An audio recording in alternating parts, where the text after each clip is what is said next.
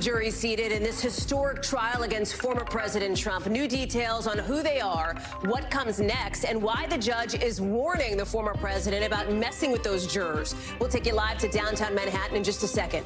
Plus, an NBC News exclusive, the Boeing whistleblower who says one of the company's planes could bust open midair, what he wants Boeing to do, and the company's intense pushback tonight. And new details from the Maui Fire Department on those devastating and deadly wildfires last summer, where they're putting some of the blame as families demand more answers. Plus, the fallout tonight at USC after the school canceled a pro-Palestinian valedictorian's speech later on in the show. Hey, I'm Hallie, and tonight we're learning more about 6 of the people who will decide the fate of Donald Trump, those everyday New Yorkers who will determine whether a former president will go to prison or not. That's because half the jury, as we speak tonight, is now seated, including the foreperson. He's a guy originally from Ireland who now works in sales. We don't know too much about these folks, but here's what we do know, that he will be joined by a female oncology nurse, a male lawyer originally from Oregon, a male IT consultant with 2 grandkids, a female teacher, a native of Harlem she is, and a female software engineer. Now, all these folks are going to have to clear their schedules for at least the next month to hear this hush money trial, with all of it coming after a day that saw its share of sparks, like when the judge read the Riot Act after the former president said something, we don't know exactly what, in the direction of a potential juror. You see the judge there, he didn't like it. He said he wouldn't tolerate it, with one juror who ended up dismissed, telling our Vaughn Hilliard what it's like generally to be inside that room. To see them in person is very jarring, and you get the sense that it's like, oh, this is just another guy, and also he sees me talking about him, which is bizarre. This whole thing's given us the first hints of how lawyers on both sides might make their case. The prosecutors are basically saying, look, everybody has an opinion on this man, but can you put that aside? Can you judge him fairly? Can you separate believability from likability for Mr. Trump or for any witness? The prosecutor is even asking these potential jurors to look right in the eyes of the former president and ask themselves, could you deliver a verdict here?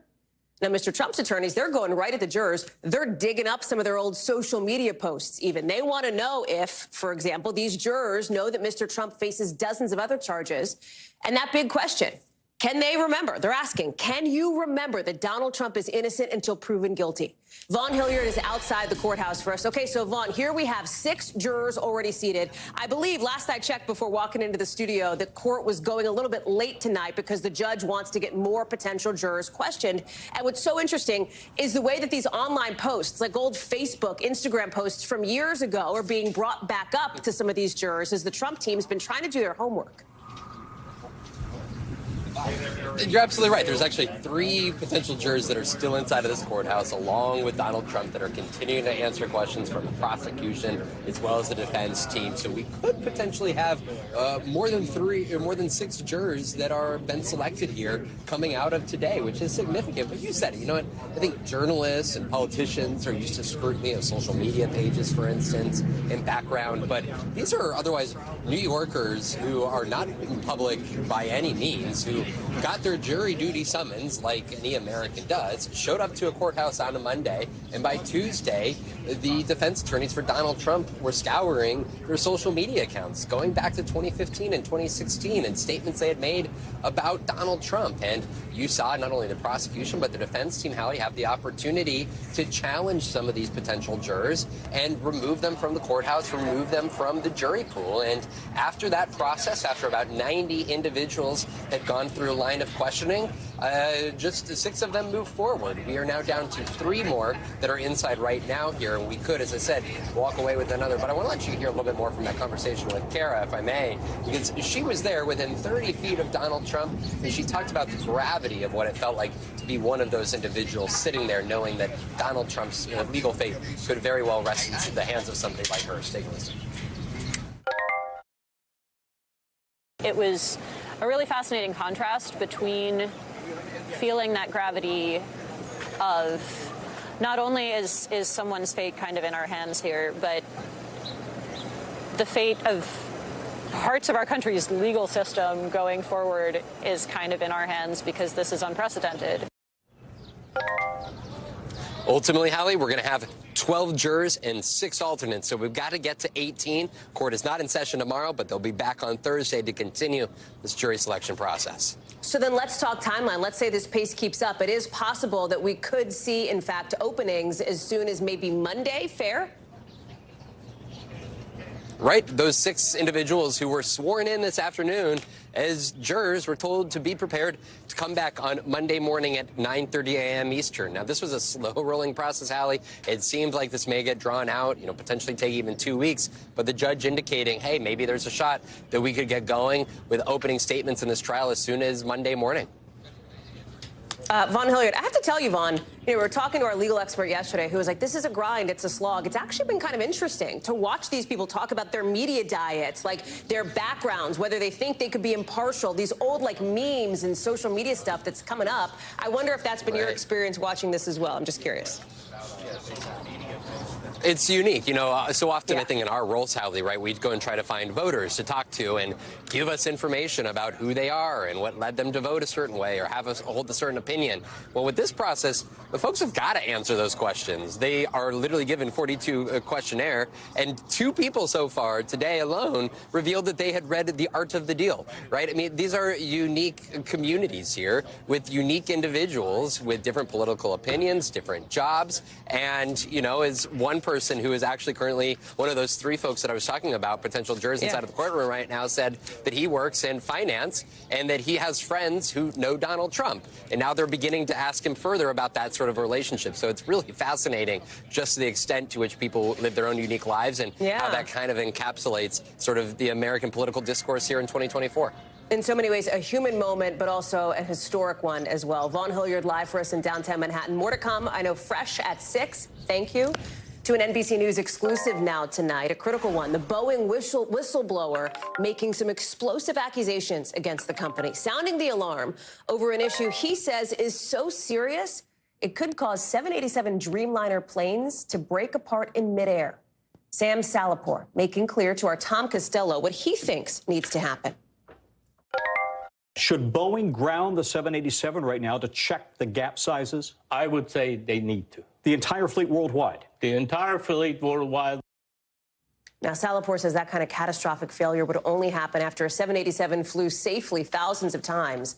And Boeing tonight, boy, are they pushing back hard, saying in a statement these claims about the structural integrity of the plane are not accurate and do not represent the comprehensive work Boeing has done to ensure the quality and long-term safety of the aircraft. Tom Costello, you just saw him there. He is joining us now. Okay, so what else did this whistleblower tell you? Walk us through these claims he's making. So let's assume that this is a plain fuselage. Okay, bottle of hairspray and plain fuselage. Yeah, I'm going to borrow your hairspray. So, not that you need it. So, usually you take these pieces of the fuselage, right? They're cut in half, and then they come together in the assembly line, right? When you bring the 2 pieces together, right, 2 pieces of metal, you want them to be like that, right? Exactly right up against each other. He claims, wait a minute, they've got a gap that's too big between these 2 pieces. And Boeing allows for a tiny paper-thin gap. He says the gap is bigger than paper-thin. And that poses a risk, a potential for a fatigue crack that could cause problems in the fuselage. Listen what he said.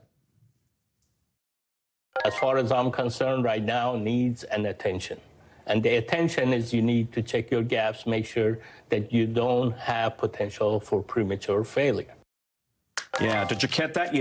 You need to check your gaps. Boeing needs to check their gaps, make sure that they're not too wide, because if they're too wide, we're talking a fraction of a hair, then you could cause cracking and the plane could come apart. What's his expertise? What's his credibility here? So he's a 15-year veteran, Boeing engineer, quality engineer with Boeing.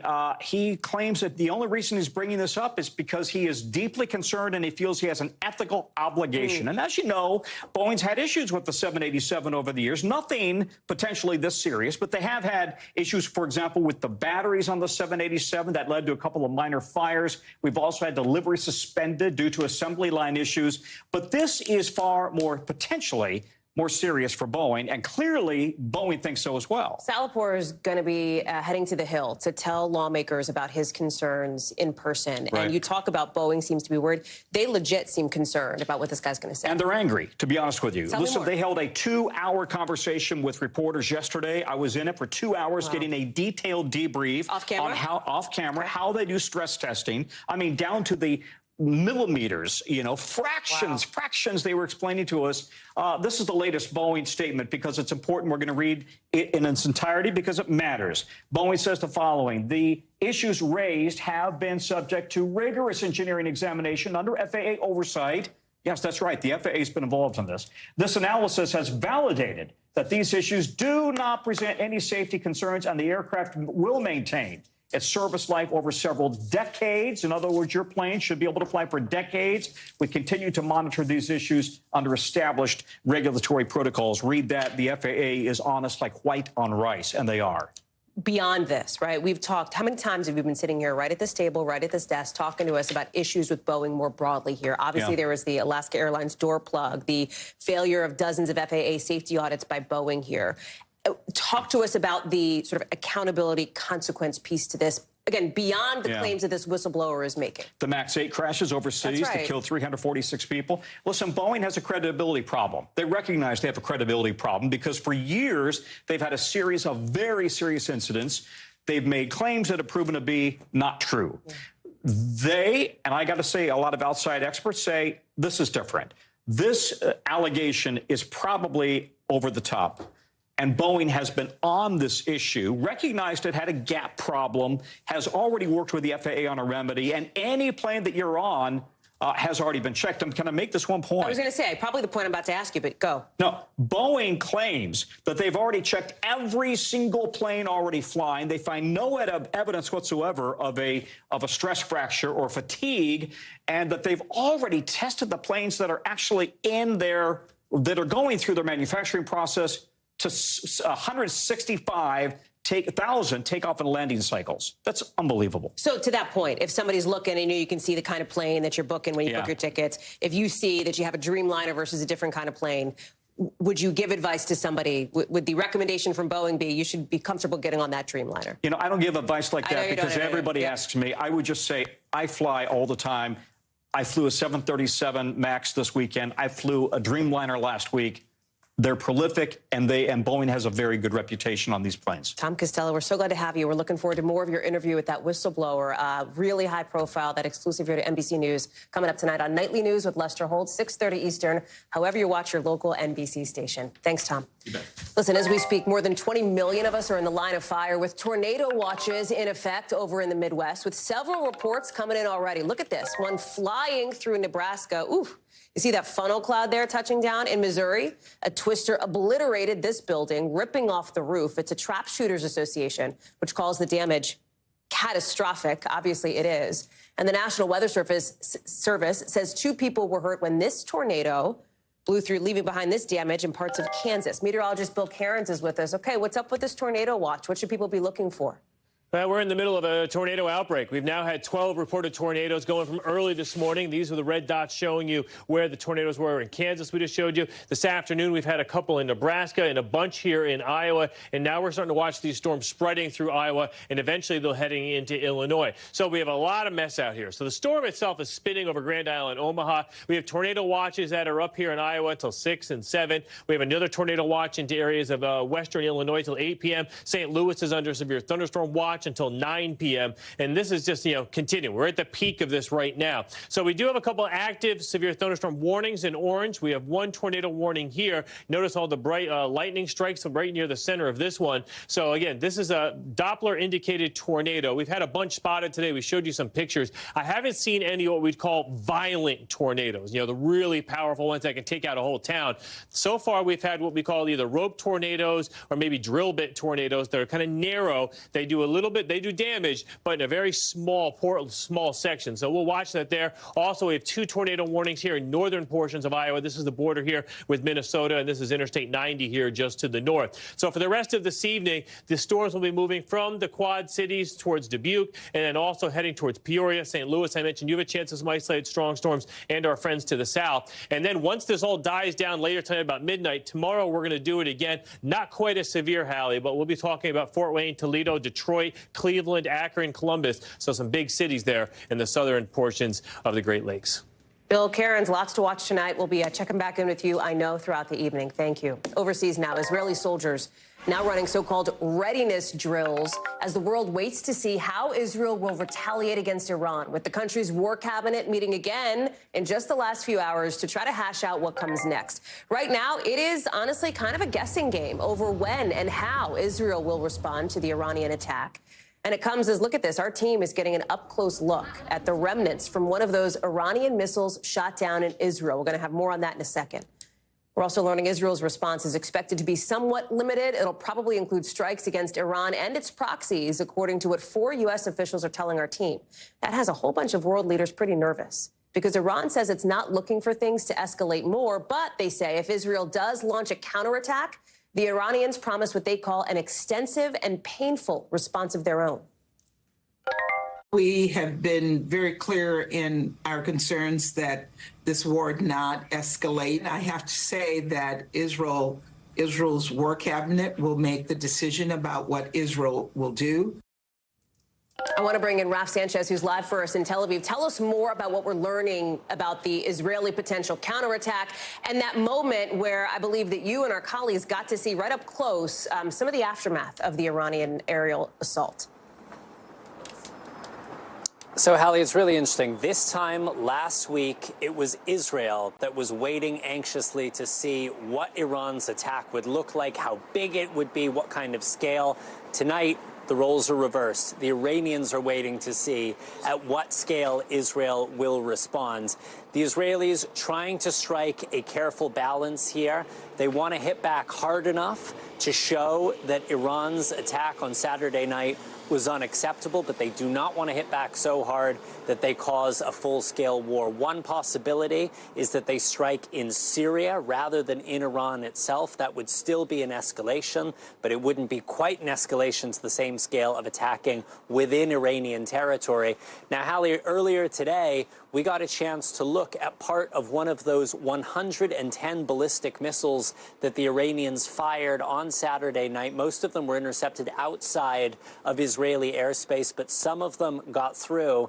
And I want you to take a listen just to get a sense of the scale of this weapon. Take a listen. This is a fuel tank from one of Iran's ballistic missiles. It's about 36 feet long, but the missile itself would be longer still. And Israel's military says it carries a warhead that weighs more than 1,000 pounds. Does the strike have to be with missiles and bombs? Could it be a cyber attack, something else covert? I'm not going to comment on specifics. There's a vast range of things that could be done. The government will instruct us accordingly. The IDF will implement the government's instructions. So you heard there, I asked that IDF spokesman, does this have to be done with bombs and missiles? Could it possibly be a cyber attack? He is obviously not going to comment on that, but a range of options in front of the Israeli government tonight, and which one they choose will have major, major impacts all across the region. Hallie. So tell us what comes next then, Raf. What is the next sort of pivot point or pinch point that we'll be watching for that could give us more of an indication on where this goes? So we continue to see these marathon war cabinet meetings, at least 3 over the last 3 days. Prime Minister Benjamin Netanyahu, his closest security advisors getting together, looking at the different options being presented by the Israeli military. Netanyahu is also getting feedback from world leaders. He spoke to the British Prime Minister earlier today, that leader expressing support for Israel's right to defend itself, but also saying that cool heads need to prevail here. The British do not want to see further escalation. There's going to be a whole bunch of foreign ministers coming to Israel over the next couple of days. And of course, the United States, the single most important voice counseling Israel towards restraint. We know that Secretary of State Blinken spoke to Benny Gantz. He's a member of the Israeli War Cabinet earlier.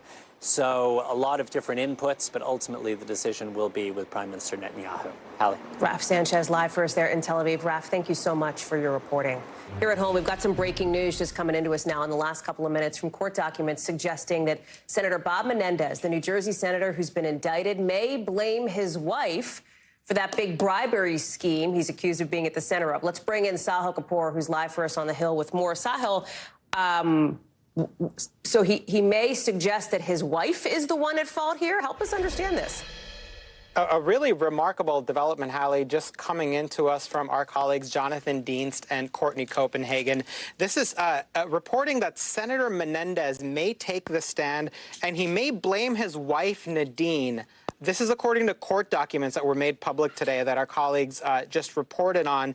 The senator's attorneys said, and I'll quote here, while these explanations and the marital communications on which they rely will tend to exonerate Senator Menendez by demonstrating the absence of any proper intent on Senator Menendez's part, they may inculpate Nadine by demonstrating the ways in which she withheld information from Senator Menendez or otherwise led him to believe that nothing unlawful was taking place, unquote.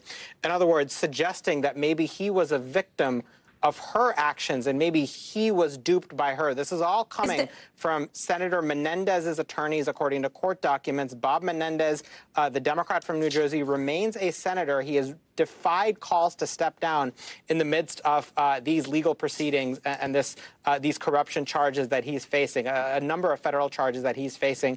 And he has faced a lot of criticism, a lot of calls to resign, including from fellow Democrats, has refused to do so. This would be a pretty jarring development in this trial for a senator who is, Hallie, up for re-election this year. He has not announced whether he is running, but he has kept the door open to run for re-election as an independent candidate later on this year if, as he suggests, he is exonerated in this trial.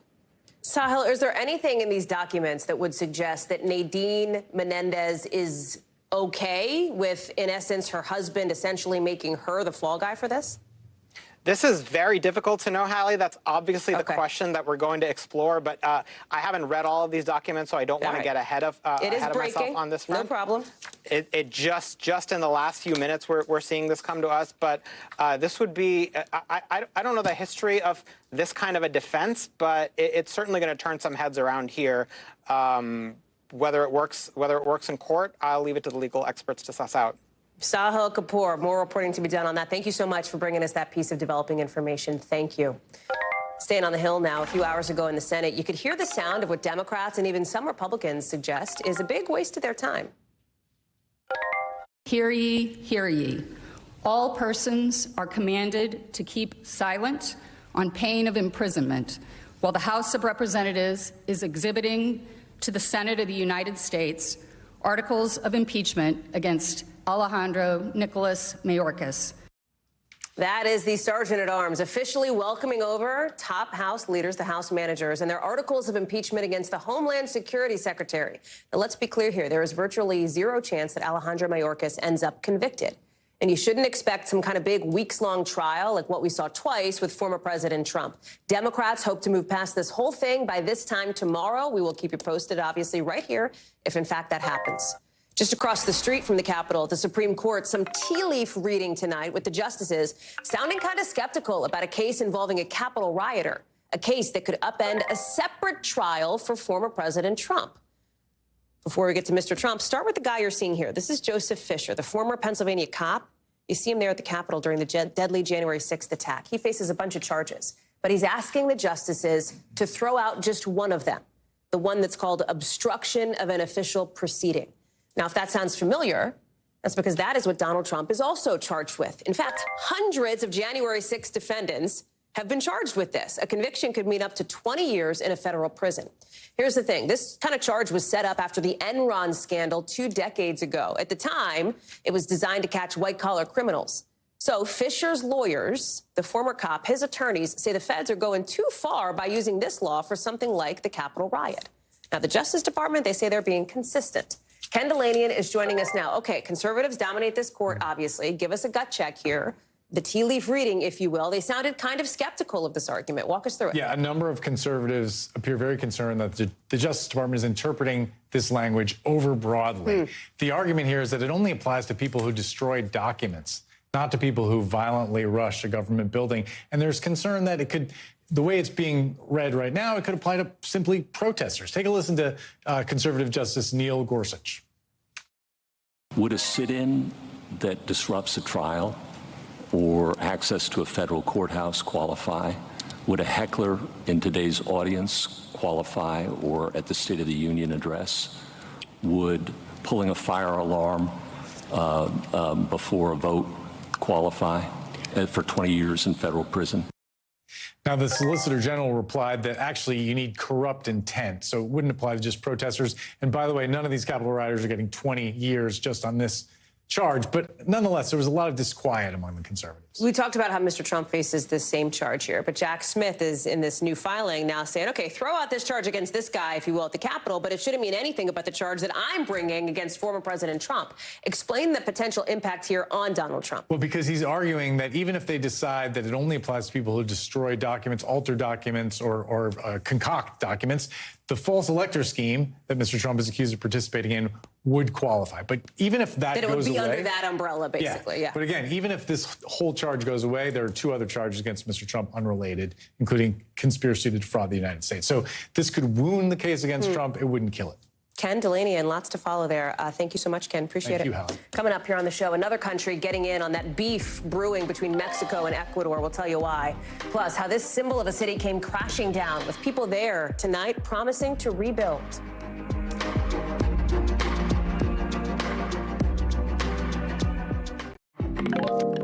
A dramatic escalation now in what's unfolding in Latin America tonight. This show of solidarity. Venezuela announcing it'll close its embassy in Ecuador as anger erupts after a controversial raid on Mexico's embassy.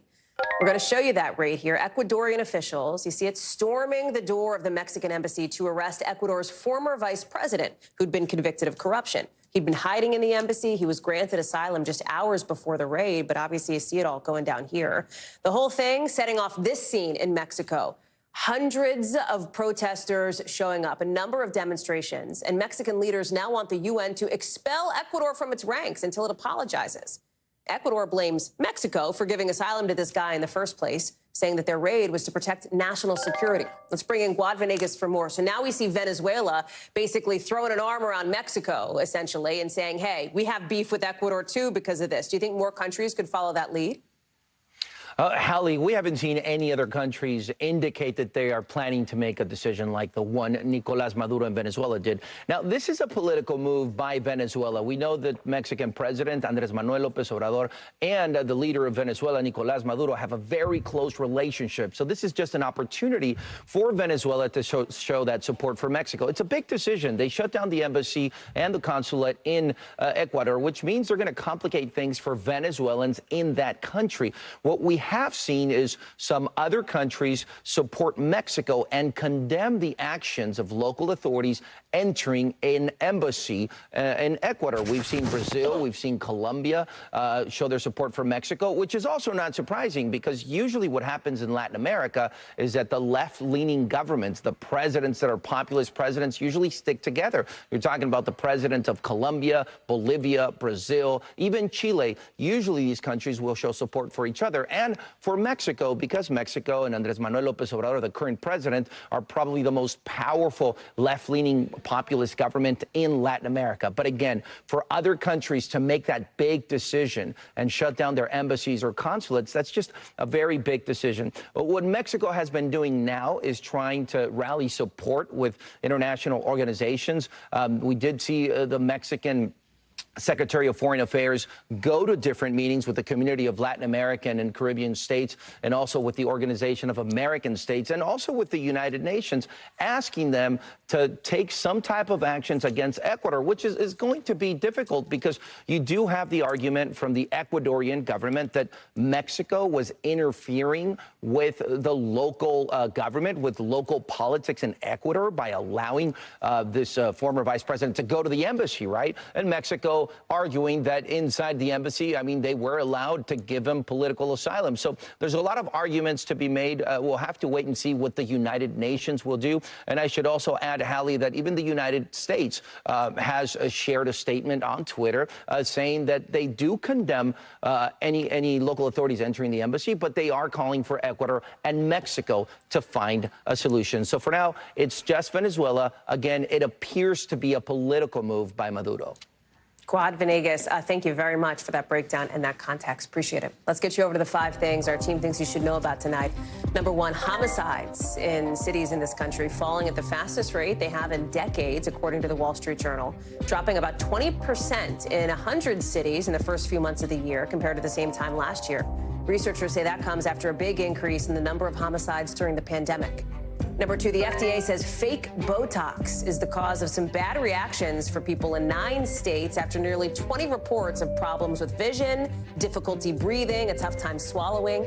The agency says this fake Botox came from sources that were not licensed and that there's no indication that real Botox is linked to any of these problems. Remember, the CDC is expected to warn doctors about fake Botox issues this week. Number 3, the British government is moving forward on a plan that would ban smoking for younger people. The bill would make it illegal to sell tobacco products to anybody under the age of 15 and includes measures to cut down on vaping for kids. If it's passed, officials say it could create the country's first smoke-free generation eventually. It will go into effect in a few years.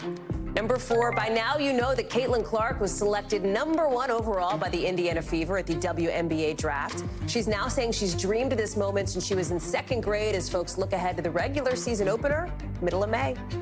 Number 5, Beyonce's Cowboy Carter making its mark on country fashion. Apparently, boot sales are up more than 20%. That happened in the week after the album's release, according to this consumer behavior firm. People love it. People want their boots. They want their hats. They want to get those Beyonce vibes, if you will. All right, news you can use, folks. We got it for you. Overseas now tonight, an iconic piece of the Copenhagen skyline is gone after the huge fire you're seeing here destroyed what's long been a landmark. Here's Keir Simmons.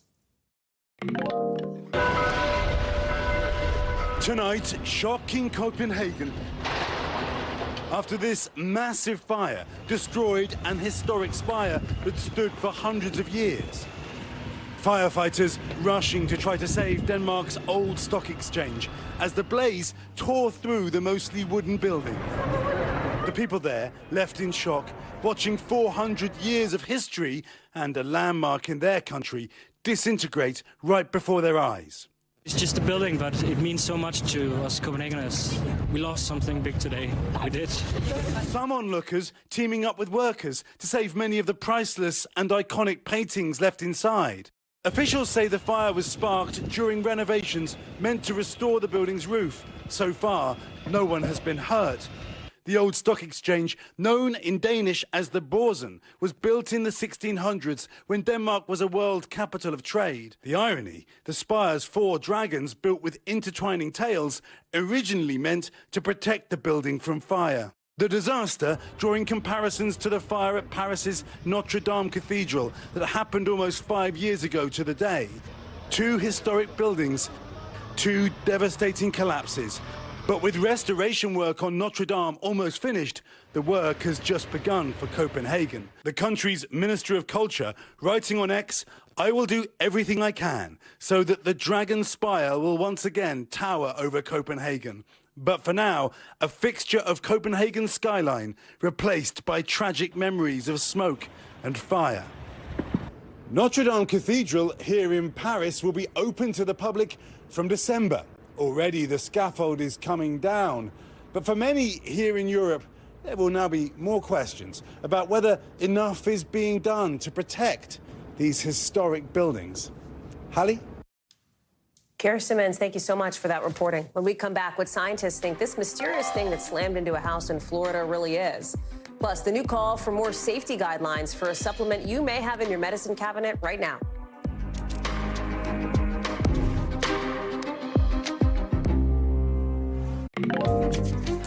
NBC News covers hundreds of stories every day, and because it can be tough to read or watch or listen to them all, our bureau teams have done it for you. This is what they tell us is going on in their regions in a segment we call The Local. Out of our Washington bureau here, transgender girls can play on high school sports teams for now in West Virginia after a federal appeals court overturned the state's ban. The judges there saying that violates a federal law prohibiting sex-based discrimination in schools and that it left trans kids without realistic options to play sports. The state says it'll keep using every available tool to defend the law. Out of our Northeast Bureau, New York health officials say a bacterial disease carried by rats, potentially deadly for humans and their pets, is now running through the city. 6 cases have been reported so far this year. Nobody's died from it. You can get it, though, from like a bunch of different things. The dirt, water, trash bags, anywhere where rat urine may be. And in New York City, that's a lot of places. A sad day for the rats don't run this city, we do crowd. And out of our Southern Bureau, remember that mysterious thing that smashed through a house in Florida? NASA says it's basically junk from the space station. It was used to mount some old batteries and then was, quote unquote, jettisoned from the International Space Station a few years ago.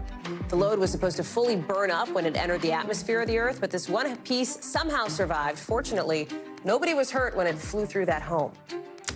To Hawaii now, and that highly anticipated report just out within the last couple of hours from the Maui Fire Department. People had been looking to this moment now for months because it gets into the response to those deadly, horrific wildfires in Lahaina just 8 months ago. It gets into ways that the fire department can improve, but doesn't say what caused everything that you're seeing here. Officials say it wasn't meant to. This was the deadliest wildfire in more than a century. 101 people were killed in the fire that destroyed something like 3,000 homes and businesses, left 8,000 people homeless, decimated the historic town of Lahaina, caused nearly $6 billion in damage. Steve Patterson is joining us now. So what are the highlights from this report, Steve? Because it seems like it is not doing much, nor was it intended to alleviate people's concerns about what triggered this wildfire in the first place.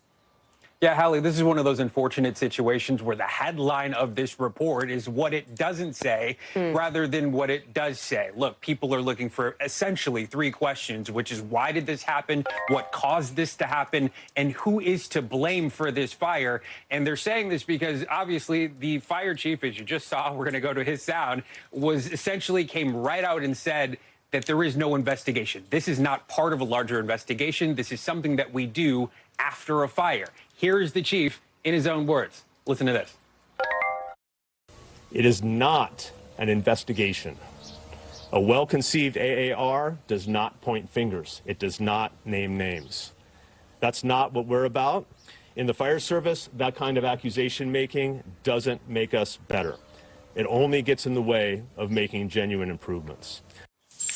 Okay, so what is this about if it's not about the cause? Well, as the chief just said, this is about learning from what happened, making improvements. So a third-party sort of investigator with the Maui Fire Department worked alongside them to compile a list essentially of 17 recommendations that they have to improve in these situations. Namely, having more relief supplies on hand, more water tankers, more fire trucks in general. That's what that word apparatus means. There was one report in here of a guy on a moped trying to drive into the fire to get people out, a firefighter doing that without the proper gear. There's also more mutual aid. That, is just sort of a coordination system where all these agencies can come together. I've been on multiple fires where that has literally saved people's lives, as well as the list that they're already working on, which you can see there. But obviously very important to this. But again, this does not include the cause, which is part of an ATF investigation. We may not hear from that for another couple of months or so. Hallie? And Steve, this is such a critical moment for people in Lahaina, for people on Maui, because we expect to hear from the Hawaii Attorney General tomorrow. Talk us through that. Yeah, the AG report tomorrow. This is the big one, right? 400 pages or so. We expect to learn a whole lot more about the response and maybe more on who is responsible for either a lack of response, a slower response, or them being right on the money. Again, this will not include a cause, which I think a lot of residents are going to be upset about hearing, from the state and not knowing why this happened. But that is, again, all wrapped up in the ATF investigation. This will shed more light on how exactly people, specifically these agencies, responded to this fire. So in other words, and I just want to put it into real layman terms here, Steve, and tell me if I'm misreading it here. Tomorrow, we may get a new indication now as to whether the response was essentially too slow, whether somebody messed up in trying to save people once this fire broke out. Fair? I think it's going to stop short of pointing fingers, but it will shed more light on that. Hallie? Steve Patterson, we're glad to have you on this one. I am sure we'll be talking again tomorrow. Thank you. New calls tonight now from the supplement industry for tougher safety guidelines on melatonin because of the risk to kids. They want packaging that's harder for kids to open, and they want better warning labels, basically better language for those labels. It's a big deal, right? Because the melatonin's like a $2 billion plus industry, supplements generally. It's not regulated by the FDA. And we've been talking about these alarm bells over melatonin quite a bit here.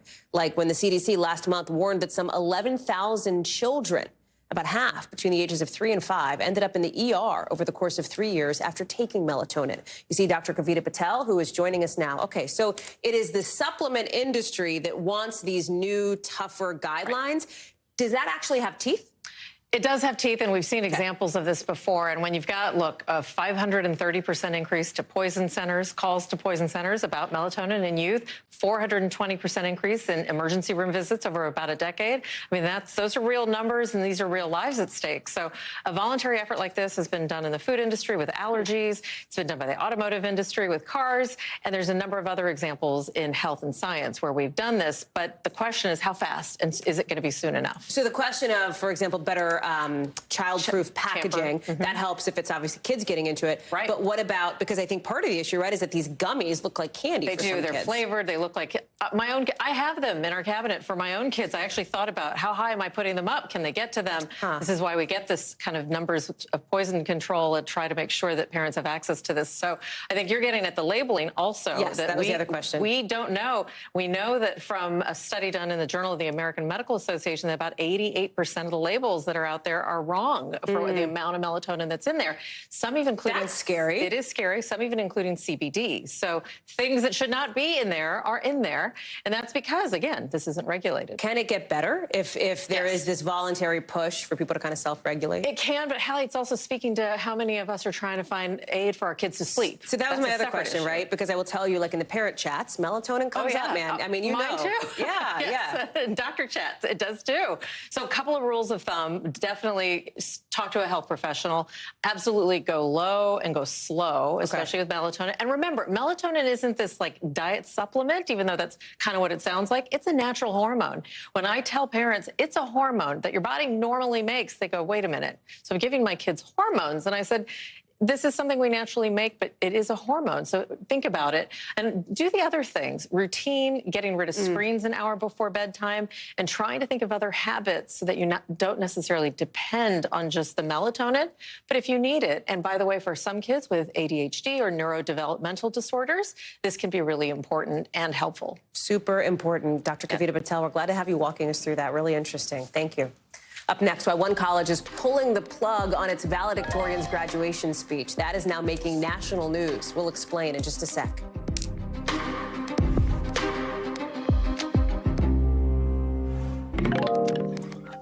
Tonight, new anger from Muslim groups who want USC to uncancel the graduation speech of a pro-Palestinian valedictorian. Now, the school, in making its decision to call off that speech, pointed to security concerns after at least 2 pro-Israel groups complained to USC about the valedictorian's posts online. Her Instagram account links to a slideshow calling for Palestinian liberation and the complete abolishment of the state of Israel. She tells NBC News Los Angeles, our affiliate out there, that she added that link to her account 5 years ago and that she wasn't the one who wrote it. Adrian Broadus is joining us now. Typically, right, college graduation speeches are not national news. In this instance, because of the backlash that USC is getting and the subject matter here, it is. Walk us through the reaction. Lots of reaction tonight, Hallie. Everything from anger to disappointment, including from the valedictorian who is questioning whether or not the university's decision was, quote, made solely on the basis of safety. And she lays out some reasons why. One, saying she's not aware of any threats against her or the university. She also said she asked for details about the university's threat assessment, and those requests have been denied. And she said there's no increased protection for her. On your screen right now is more of what she said. In part, she writes, she's disappointed. Anti-Muslim and anti-Palestinian voices have subjected me to a campaign of racist hatred because of my uncompromising belief in human rights for all. She says, I am both shocked by this decision and profoundly disappointed. The university also responding, writing this statement. We want to read some of it from you, saying in part, to be clear, this decision has nothing to do with the freedom of speech. There is no free speech entitlement to speak at a commencement. The issue here is how best to maintain campus security and safety, period. So a lot of folks weighing in, students on campus saying they too wonder about this decision, citing they've had world leaders and former presidents on their campus before. Hallie? Adrian Broaddus, thank you very much. Tomorrow, the spotlight will shift to a different school, another prestigious university where the president of Colombia is set to face questions from lawmakers after the school became one of the epicenters for protests stemming from Hamas's attack on Israel on October 7th. Maura Barrett has tonight's original. In a new essay published in the Wall Street Journal, Columbia University's president, Manoush Shafiq, talks about the challenges of drawing the line between what speech is and isn't allowed on campus and how enormously difficult it can be. But that the current resurgence of anti-Semitism on university campuses is intolerable regardless. Sounds a little familiar, right? The presidents of the University of Pennsylvania, Harvard, and MIT tried to walk the same line just 4 months ago in an explosive hearing by the same House committee that Shafiq will be facing. And Dr. Gay, at Harvard, does calling for the genocide of Jews violate Harvard's rules of bullying and harassment, yes or no? It can be, depending on the context. The number 4 Republican in the House, Congresswoman Elise Stefanik, going viral after her questions brought out some of the most damaging testimony. If the speech becomes conduct, it can be harassment, yes. Conduct meaning committing the act of genocide? The speech is not harassment? Within weeks, leaders of both Harvard and UPenn quit after their answers drew intense backlash from politicians, alumni, and donors. The chairwoman for the House Education and Workforce Committee, which is holding the hearing, wrote in a statement back in March that some of the worst cases of anti-Semitic assaults, harassment, and vandalism on campus have happened on the grounds of Columbia University. Trying to address it all, Columbia created a new policy for safe demonstrations, adding a designated space for protests. The university also says it's taken disciplinary action against students in connection with campus events since October 7th. But some say that isn't enough. The Anti-Defamation League giving Columbia a D grade for its efforts in a recent report card. Shai Davidai is an Israeli business professor at Columbia who's been actively speaking out about what he says is Columbia's failure to address anti-Semitism on campus and is critical of Shafiq. She knows what's happening. She's done nothing. Shafiq says she hopes to find common ground for solutions to anti-Semitism, not just to make college campuses safer, but for the sake of democracy. Maura is joining us now. Maura, one of the differences between this hearing coming up and the one that you talked about with other university presidents months ago is that the president of Columbia has had months to prepare here, right? Do we expect that to have an impact? I would think that it would, considering that she has been able to look at what already went down with her colleagues, if you will, months ago. Exactly. Dr. Shafiq definitely has a leg up. In fact, she's already been able to put on the record an answer to a question that tripped up so many of the university presidents, the question around whether a call for genocide of Jews goes against, breaks university policies. And the Columbia's website now does say that any call of the sort is abhorrent and inconsistent with our values and against our rules. A Columbia spokesperson also released a statement saying that they're committed to combating anti-Semitism, and we welcome the opportunity to discuss our work to protect and support Jewish students and keep our community safe. And so that's probably what we're going to hear more of from Shafiq tomorrow. We also have that essay that she published as kind of a sneak preview as well, Hallie.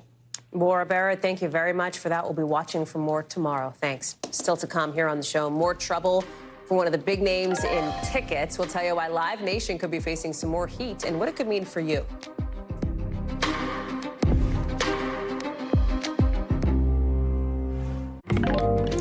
So tonight, the Justice Department's reportedly gearing up to file an antitrust lawsuit against Live Nation for undermining competition in selling tickets to live shows. This is according to the Wall Street Journal. I know you know Live Nation. If you like to go see Taylor Swift, for example, they're the parent company of Ticketmaster, which is at the center of that whole big epic meltdown a few years back during the pre-sale for Taylor Swift's Eras Tour in 2022. I'm really disappointed. The biggest disaster I've ever seen on Ticketmaster. I'm not getting tickets. I just really wanted to see Taylor. It's honest, it's not funny. It's sad. It's sad that these people were very upset as millions of people waited online for hours, you know? They walked away with nothing. Ticketmaster ended up canceling the general sale because of what they called unprecedented demand. Now, fans who did get their hands on tickets, in some instances, paid hundreds or thousands of dollars. Brian Chung is joining us now. So, sad Swift fans, fast forward like 18 months. What do we know about what the DOJ is reportedly accusing Ticketmaster of doing? Yeah, well, it sounds like the government doesn't want those tiers to go for naught. And this is coming from the Wall Street Journal that they're reporting that they could, as soon as next month, lodge a lawsuit against Live Nation and Ticketmaster for using its massive scale within the ticketing industry to essentially box out the competition. So let's take a look at the stats, because it is indeed a gargantuan company in the space. And when you take a look at just how prevalent they are, 200 major concert venues in the United States that they own, they sell 70% of tickets for major venues, and they process about $500 million in ticket sales in 30 countries. So it's even outside of the United States that they have this massive scale. Now, what the company has said in the past, because this is not the first time they've faced this criticism, is, well, it's not us that really determines the pricing of these tickets. So when you look at, for example, hundreds or thousands of dollars that the Taylor Swift tickets were going for, they're saying, well, it's the promoters. It's not the promoters that said it. It's the artists that said it. And the fees, by the way, they add, don't come from the artists or even them. They come from the venue. So they're saying it's not really up to us. But again, the government might be trying to draw a through line to say, well, if you're this massive player in the space, how do we know that consumers are getting the best experience and the most fair pricing? That's what they're likely going to try to set in this lawsuit. So here's what I think the biggest question for people is, right? If I want to go and buy a ticket now through Ticketmaster to a show, what might this lawsuit mean for my experience trying to do that? Yeah, well, and the idea is that if there's more competition in this space, maybe that lowers the pricing. But there are already some tangible ways in which it might already be changing now. That's because the FTC at the end of last year, under the Biden administration, tried to reform junk fees, and they took aim at the ticketing industry as well. They want these types of companies to be more transparent about the all-in price for those fees. When you click through the checkout, it's sometimes a little bit unclear, and at the end, you're like, wait, why another $40 for this ticket price? Well, they're hoping to put that transparency in place through a proposed rule that was launched last year. Yeah, that one hurts. When you budgeted it, you get to the checkout page and you're like, whoa. Brian Chung, thank you very much. Lots to watch on that front for folks who like to go see the live shows. Appreciate it. That does it for us for this hour. We've got more coverage picking up right now.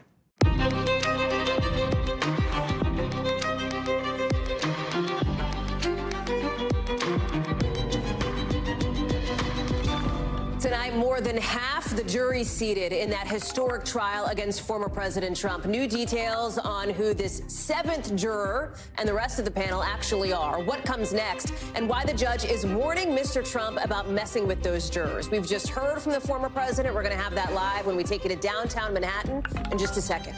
Plus, an NBC News exclusive, the Boeing whistleblower who says one of the company's planes could bust open midair. What he's telling our Tom Costello and Boeing's intense pushback tonight.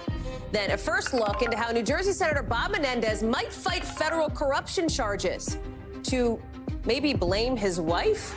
We'll explain what his legal team's saying. Plus, from the Middle East, new clues tonight on what the response from Israel could look like after that weekend aerial attack by Iran. We've got our teams on the ground in the region with a first-hand look at least one of those missiles.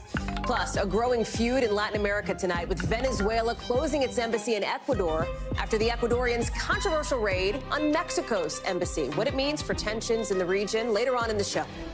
Hey, I'm Hallie, and in just the last 20 minutes, we are learning about now the 7th juror joining the half dozen people who will decide the fate of Donald Trump. Those everyday New Yorkers who will determine whether a former president will go to prison. Take a look at this. This is Mr. Trump. This is today. This is like in the last half hour, leaving court, again, slamming the judge who's overseeing the case. He's been doing that. We think we have a very conflicted, highly conflicted judge. He shouldn't be on the case, and he's rushing this trial. 7 people total are on the jury now seated, including the 4-person who's been named, who's been selected now. He's a guy who's originally from Ireland. He now works in sales. Here's a look at who these jurors are so far. Along with him, a female oncology nurse, a male lawyer originally from Oregon, a male IT consultant with a couple of grandkids, a female teacher who's from Harlem, a female software engineer, and then this new person, again, late tonight, a male civil litigator. They're all going to come back to court on Monday, and they're all going to have to clear their schedules for at least the next month to hear this hush money trial as jury selection continues to get the rest of the jury plus the alternates. It's all coming after a day that had its share of sparks, like when the judge read the Riot Act after the former president said something, we don't know exactly what, in the direction of a potential juror. The judge didn't like it. He said he wouldn't tolerate it. One juror who ended up dismissed, telling our Vaughn Hilliard generally what it's like to be in a room like this. To see them in person is very jarring, and you get the sense that it's like, oh, this is just another guy. And also he sees me talking about him, which is bizarre. The whole thing has given us the first hints, too, of how lawyers on both sides may make their case. Prosecutors are basically saying, look, everybody's got an opinion of this guy, but can you put that aside? Can you judge him fairly? Can you separate believability from likability for Mr. Trump or for any witnesses here? The prosecutors even asking these potential jurors to look right in the eyes of Donald Trump and ask themselves, could you deliver a verdict here? Mr. Trump's attorneys are going right at the jurors, even digging up some of their old social media posts. They want to know if, for example, those jurors know that Mr. Trump faces dozens of other charges. And the big question, can they remember that Donald Trump is innocent until proven guilty? Laura Jarrett has been following it all now on day 2 of this historic trial. She's posted up outside the courthouse. A couple of questions here, Laura. First, let's start with the new statement we just heard from former President Trump, who claims the judge may be, quote unquote, rushing this trial. Talk about the pace now of jury selection. Is it about on par with what experts expected? Hallie, it's moving a little bit faster, but mostly because of the questioning by the lawyers. They've been getting through it, I think, faster than people had perhaps anticipated. The first day, part of the reason it went so slowly is because so many people said they couldn't be fair, raised their hands saying they couldn't be impartial, essentially, and so they were dismissed. And that happened again today, but there were more people today who said that they thought that they could be fair. They thought that they could see this case rendered to a verdict. They were questioned at length, as you brought up, about some of their old social media posts. And they were really pressed, and the attorneys even said, I'm going to press you on this. I'm going to dig you a little bit. And it wasn't exactly a cross-examination, but just up to that point, Hallie. And at the end of the day, you now have this sort of cross-section of 7 New Yorkers from all different stripes, many who said that they did not come to court thinking they were going to get picked for this case, but nevertheless, this is where they stand. And it was interesting to note, Hallie, many of them, were sort of pressed on their political views. And Todd Blanche, the lead lawyer for the former president, essentially saying, like, you can't try this case if you have a negative opinion of Donald Trump. If you disagree with your political views, you can't be on this jury. And the judge really took issue with that. Even though the prosecution didn't object, the judge took issue with that and said, that's not what this case is about. This case is about whether you can be fair, regardless of your political views. It was also interesting when some of these, like, you talk about the social media posts, some of them were just memes, like jokes from maybe 6-7 years ago. And the judge was like, well, wait a second, that doesn't necessarily mean that that's what's in this person's heart and soul here. That was interesting to hear, too. Yeah, I mean, even including posts by somebody's husband, jokes by somebody's husband, not even the prospective juror involved. And so people had to come back, again, really forced to explain themselves, again, facing the presumptive GOP nominee. It's hard to sort of highlight how bizarre and surreal it is to be sitting just really yards away from the former president, having to tell him why you posted something probably now in retrospect maybe embarrassing, or you wish you hadn't, now called to account in open court for it, Hallie. So we seem to be on track. Like, as you say, the pace seem to be picked up a bit. We've now got 7 jurors seated. We know we need a few more, plus then the alternates here. And what's interesting, before we hear openings, we kind of are getting some hints from the way that the prosecution and the defense may behave. Talk us through it. Yeah, it was interesting. Just in the process of this jury vetting known as voir dire, you heard the prosecution almost previewing what I would call like a mini opening statement for the jury. They know any opportunity in front of this jury really matters, in their tone and their whole approach, sort of casual and jocular, and explaining to them a little bit about this case, not going into all the legalese, but giving them a little preview. And as it relates to the charge here that the former president allegedly directed his former fixer, Michael Cohen, to make this hush money payment to Stormy Daniels just on the eve of the 2016 election.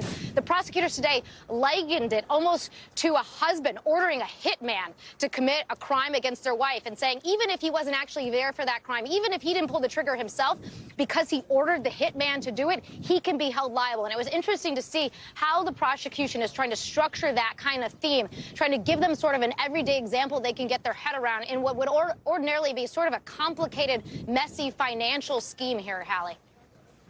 Laura Jarrett, live for us there outside where the jury selection has been going down. I bet you'll be back there tomorrow, Laura. We will talk again soon, I'm sure. Thank you, friend. To an NBC News exclusive tonight, the Boeing whistleblower making some explosive accusations against the company, sounding the alarm over an issue he says is so serious it could cause 787 Dreamliner planes to bust apart in midair. Sam Salapore making clear to our Tom Costello what he thinks needs to happen. Should Boeing ground the 787 right now to check the gap sizes? I would say they need to. The entire fleet worldwide? The entire fleet worldwide. Now, Salapore says that kind of catastrophic failure would only happen, he says, after a 787 flew safely thousands of times.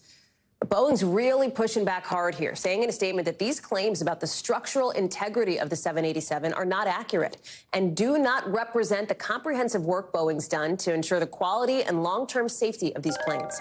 Tom Costello is joining us now. So, Tom, a plane breaking up in midair sounds a lot like the worst-case scenario, right? Talk us through what else Salapore said to you and what stands out.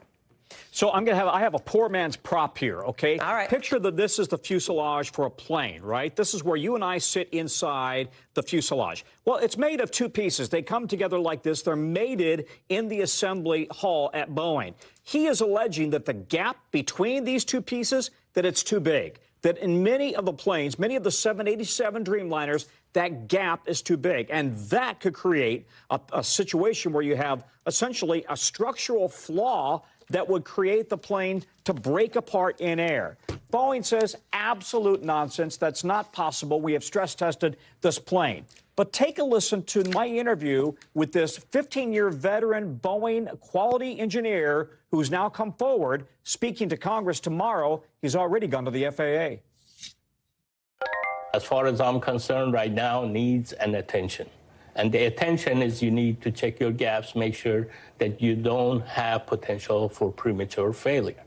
Yeah, did you hear what he says? Check your gaps, make sure you don't have any premature cracking or fatigue. Boeing is really insistent on this point that they have done extensive testing. They are already under an FAA supervision to make sure that those gaps, which are paper thin, that they are properly closed up, that they're properly mated. But that's really the essence of his argument. But when you say extensively tested, specifically on these gaps, right? I mean, part of this is that Boeing is basically like, well, wait a second, we have looked at this issue, and that's part of why they're pushing back.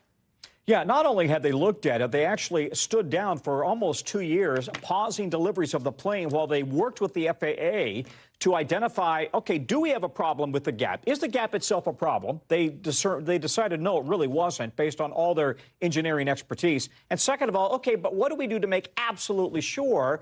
And they have done 165,000 takeoff and landing cycles on these planes to make absolutely sure. You're looking right now at previous Dreamliner issues, the 787 Dreamliner. It had some battery issues a number of years ago. It also had that pause in deliveries that we talked about.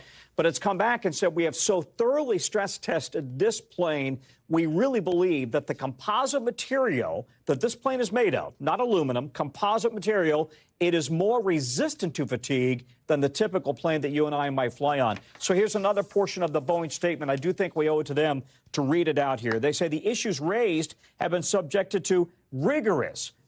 There's another claim. These claims about the structural integrity of the 87 are inaccurate and do not represent the comprehensive work Boeing has done to ensure the quality and the long-term safety of the aircraft. They also make the point that they have been reviewing these issues for decades. Tom Costello, thank you very much. It is just really a fascinating look at all of it. We're going to look for more tonight on NBC Nightly News. Appreciate it. I want to bring you now some breaking news just coming into us in the last hour. New court documents filed by an indicted New Jersey senator, Bob Menendez. His legal team suggesting he could take a pretty extraordinary tactic in court, blaming his wife for putting him in the middle of a big bribery scheme he's being accused of. Accusations both he and Nadine Menendez have previously denied. Danny Ceballos is joining us now. Help us understand this. So they're not necessarily committing the defendant to testifying against his wife, but really the claims they're making are in service of a request to sever their trials, which makes sense. So they're not promising necessarily that Menendez will even take the stand, or that he will testify against his wife, or that he wants to testify against his wife, or even that he believes that she is the chief wrongdoer. All they're really doing is positing to the court that, hey, there are these two different kinds of marital privileges, and they make things really complicated, and they prejudice defendants who are married when they can't testify against each other and they're charged together in the same crime. So that is the reason they're asking for a severed trial. They want Menendez to go first and then all the other defendants to be tried together later. How common is it that one spouse might try to do something like this? And again, I hear you that this is not a done deal. He may take a different legal tactic, but is it common for a spouse to throw the other spouse under the bus potentially in an instant like this? And do marriages typically survive that? Maybe let me retract the last piece of that, because that's out of your purview. Yeah, definitely out of my purview. But does it happen much? It does happen, but consider this. The motion was filed, or the filing was by Menendez's lawyers. He's got not one, but two of the top law firms in the country. They would have found the cases for support. And really the only cases they could find were from a neighboring jurisdiction, another circuit, the Third Circuit, and not the Second Circuit or the Southern District of New York. So that leads me to believe they wouldn't have left any stone unturned. So they probably couldn't find any cases on point in the Southern District of New York, but they did find some solid federal cases that stand for the proposition that when you have a situation where two married people might point the finger at each other, then severance may be warranted. We might know more when the trial starts in just a few weeks, right? Oh, definitely. And, look, maybe this defense won't even appear, even if Menendez's case is severed. But if they are not allowed to sever this case, they're all going to be tried together. And then really Menendez and both Menendezes do run into a problem because they have marital privileges that will prevent one from testifying against the other. So that really does put the court in a bit of a bind here. Complicated, to say the least. Danny Ceballos, thank you very much for breaking that one down for us, and I appreciate it. Let's stay on all things Capitol Hill now, because a few hours ago in the Senate, you could hear the sound of what some Democrats and even a few Republicans suggest is a big waste of their time. Listen. Hear ye, hear ye. All persons are commanded to keep silent on pain of imprisonment while the House of Representatives is exhibiting to the Senate of the United States articles of impeachment against Alejandro Nicolas Mayorkas. That was the Sergeant at Arms officially welcoming, you see them there, the House managers, the House Speaker, their articles of impeachment against the Homeland Security Secretary. Now, let's be clear here. There's basically no chance that Alejandro Mayorkas gets convicted, right? You shouldn't expect some big weeks-long trial like we saw twice with former President Trump. Democrats hope to move past this whole thing by this time tomorrow, honestly. NBC's Sahil Kapoor is following this for us on Capitol Hill. So appetite for the Senate, minimal here. Help us understand the point, because it's all about messaging on the part of Republicans. Fair? Yeah, that's right, Hallie. It's all about messaging. And let's set the stage here. This all happened because House Republicans could not find the votes to impeach President Biden. He was their main target, but a lot of their members, went to leadership and said, we don't see any evidence here that rises to an impeachable offense. And what a lot of House Republicans also thought was that DHS Secretary Mayorkas was somewhat of an easier target, and they found the votes to impeach him. Even that was a slog. They tried once, they failed. They tried a second time, they squeaked through, and he did get impeached. Now, the whole thing here centers on immigration messaging and the 2024 election. Mayorkas, by virtue of leading that, the Department of Homeland Security, is effectively in charge of immigration enforcement, and this is Republicans' single biggest beef with the Biden administration. They say the administration has been delinquent in law enforcement when it comes to the border and when it comes to immigration laws, and Mayorkas, as at the helm of that, is a target. And Republicans recognize that they have a real political advantage on this issue. Polls, including our own NBC polls, show that voters strongly prefer Republicans to handle the issue of immigration and the border over Democrats. So this is a topic that they feel very comfortable hammering and hammering and hammering. Now, this could go one of two ways, Hallie, and let's show a graphic here in terms of which way the trial could proceed. Door number one, the Senate votes to dismiss. All you need is a simple majority here. 51 votes in the Senate. Democrats have 51 seats. If they all stick together, they can dismiss, and there are a couple of Republicans in play as well for a potential vote to dismiss. The door number two is articles sent to a special trial committee. The committee reports evidence to the senators, and the Senate votes on whether to convict. Now, as you pointed out at the top, there is no way the Senate is going to vote to convict. That requires a 2/3 majority, and the numbers simply are not there. This whole thing was not the only symbolic politicking we're seeing on the Hill today. There's now a second Republican joining Marjorie Taylor Greene, the Republican Congresswoman, to try to kick out the new House Speaker. There is a huge caveat here that this really doesn't have any teeth. It doesn't have any urgency unless Marjorie Taylor Greene chooses to handle it in this special procedural way. Without getting into the weeds, she hasn't done that yet, right? But you still have this extraordinary moment where the newish House Speaker has to come out today and insist he's not resigning. Yeah, extraordinary indeed. Marjorie Taylor Greene has not triggered that motion to vacate. Once she does, the House would have to vote on it within 2 legislative days. But the number of public opponents to Mike Johnson's speakership just went from 1 to 2, and that's extremely significant, Hallie, because as of this Friday, at the end of Friday, Johnson will have a 1-vote majority where a second defection on any business, as long as he doesn't get any Democrats, will sink whatever it is that he's trying to do. In this case, it means that if Marjorie Taylor Greene and now Tom Massey, that second Republican who just came out against his speakership, votes with all Democrats to remove him, he will be gone, just like Kevin McCarthy was. The difference here is that some Democrats are in play to potentially rescue him. I spoke to Tom Massey about this, and he says it's not a sustainable option, that if Democrats rescue Mike Johnson, that he would just become more toxic to Republicans. And as Massey told it to me, for every 1 Democrat he gains to rescue him, he will lose 2 to 3 more Republicans in the conference. Hallie? Sahil Kapoor live for us there at the Capitol. Thank you.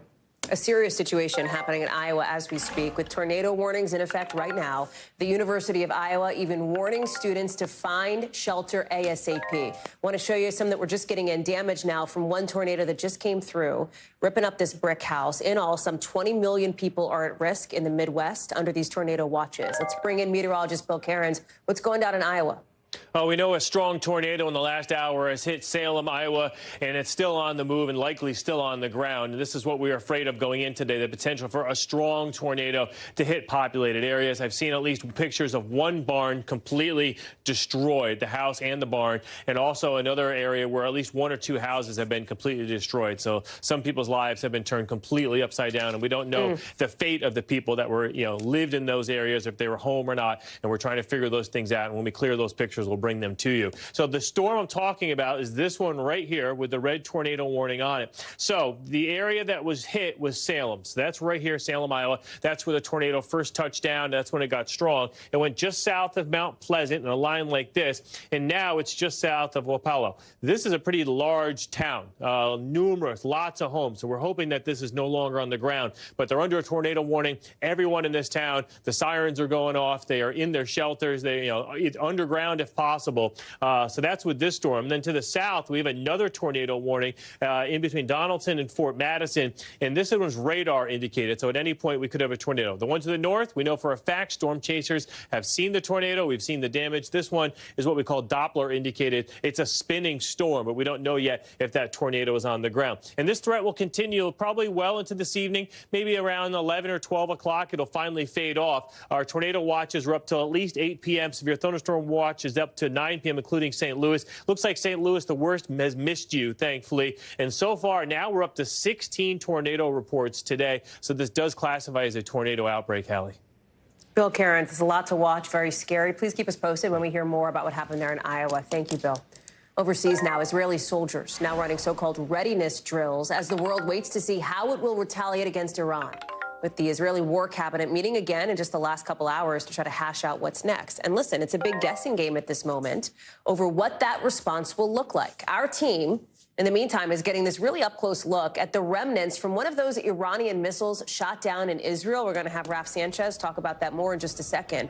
But we're also learning more about what this response could look like. According to 4 U.S. officials, it's expected to be somewhat limited, and that'll probably include strikes against Iran and its proxies. That's what has a bunch of world leaders pretty nervous right now, because Iran says it's not looking for more escalation. But if Israel does decide to counterattack, basically, the Iranians are promising what they call an extensive and painful response of their own. We have been very clear in our concerns that this war not escalate. I have to say that Israel's war cabinet will make the decision about what Israel will do. I want to bring in Raf Sanchez, who's live for us in Tel Aviv. Tell us more about what we're learning about the Israeli potential counterattack and that moment where I believe that you and our colleagues got to see right up close some of the aftermath of the Iranian aerial assault.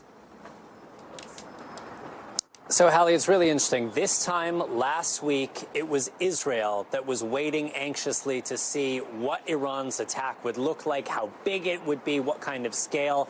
Tonight, the roles are reversed. The Iranians are waiting to see at what scale Israel will respond. The Israelis trying to strike a careful balance here.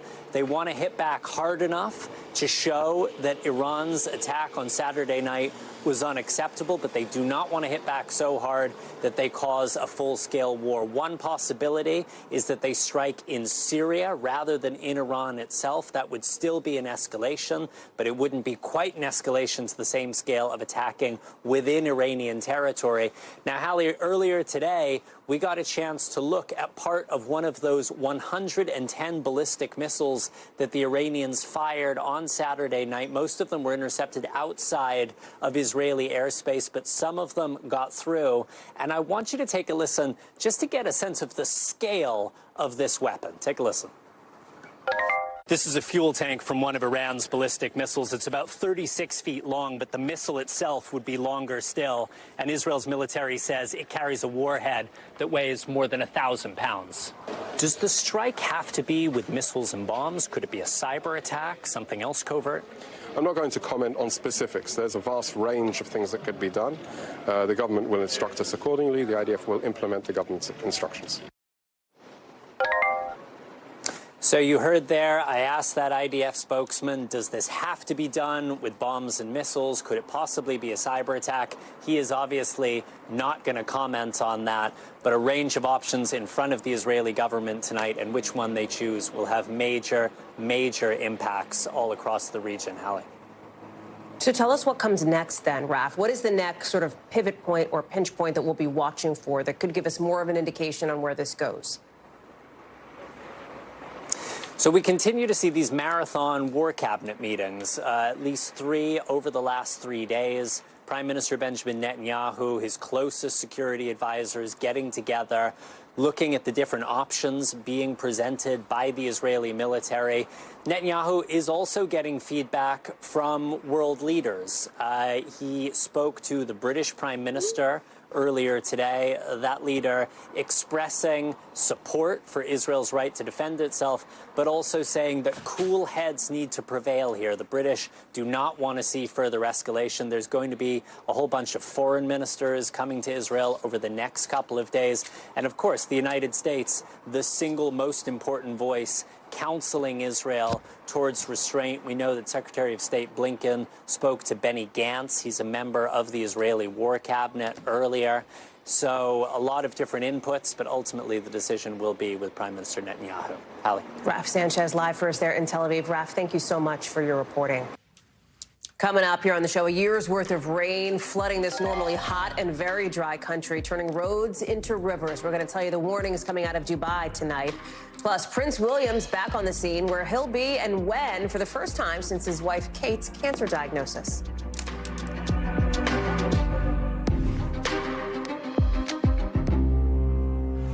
A dramatic escalation now in what's unfolding in Latin America tonight. A show of solidarity by Venezuela announcing it'll close its embassy in Ecuador, with anger now erupting after a controversial raid on Mexico's embassy. Look at this. You're going to see it.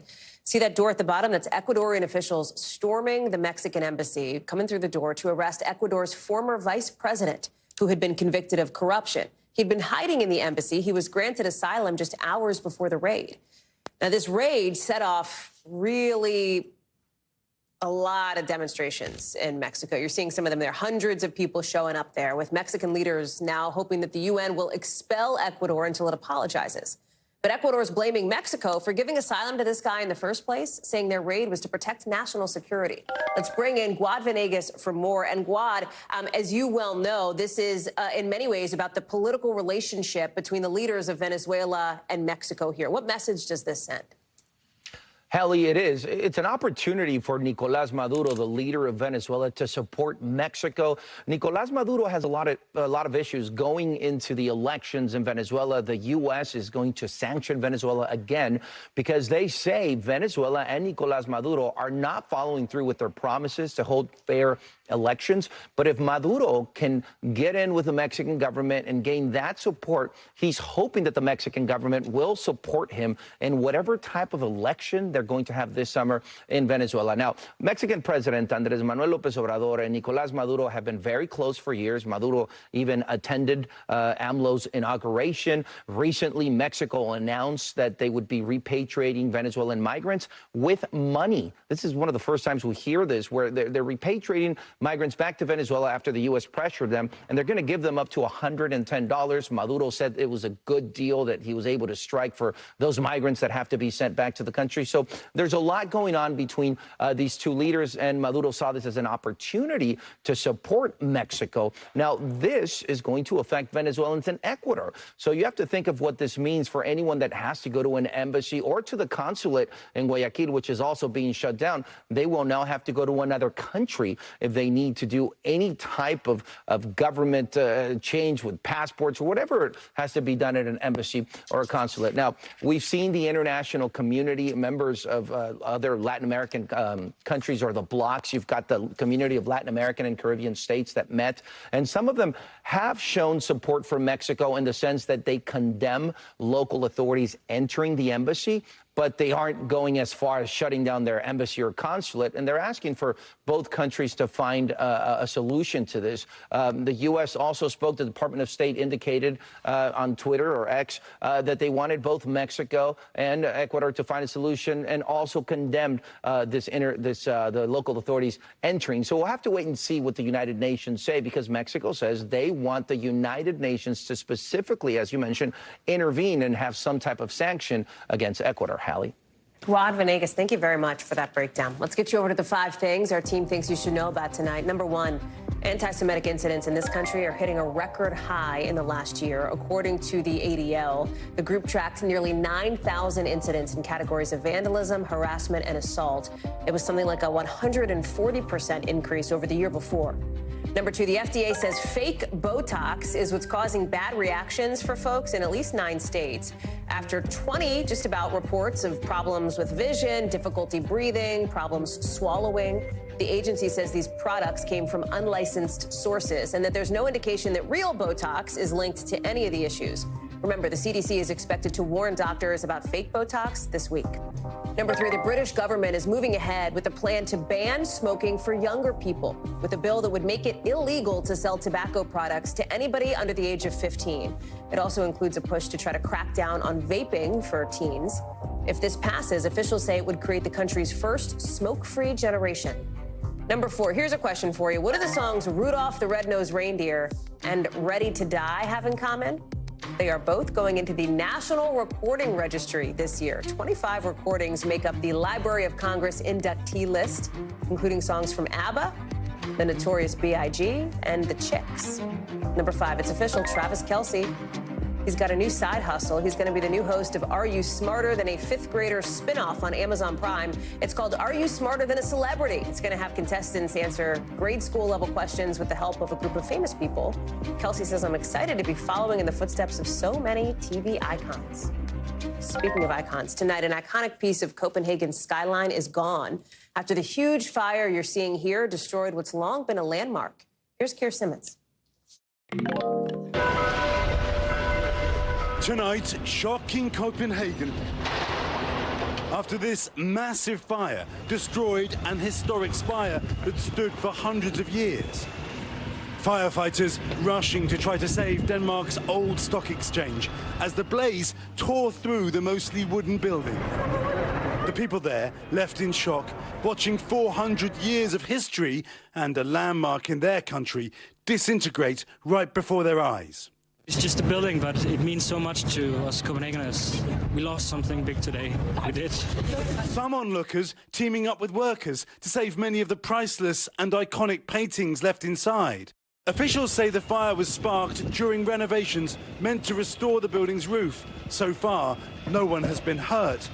The old stock exchange, known in Danish as the Borsen, was built in the 1600s when Denmark was a world capital of trade. The irony, the spire's 4 dragons built with intertwining tails originally meant to protect the building from fire. The disaster drawing comparisons to the fire at Paris's Notre Dame Cathedral that happened almost 5 years ago to the day. 2 historic buildings, 2 devastating collapses. But with restoration work on Notre Dame almost finished, the work has just begun for Copenhagen. The country's Minister of Culture writing on X, "I will do everything I can so that the Dragon Spire will once again tower over Copenhagen. But for now, a fixture of Copenhagen's skyline replaced by tragic memories of smoke and fire." Notre Dame Cathedral here in Paris will be open to the public from December. Already the scaffold is coming down. But for many here in Europe, there will now be more questions about whether enough is being done to protect these historic buildings. Hallie? Our thanks to Keir Simmons for that reporting. When we come back, the supplement sending some kids to the hospital. What you need to look out for when it comes to melatonin. Plus, the 2024 Olympics torch being lit today. The symbolic meaning of the moment. Next.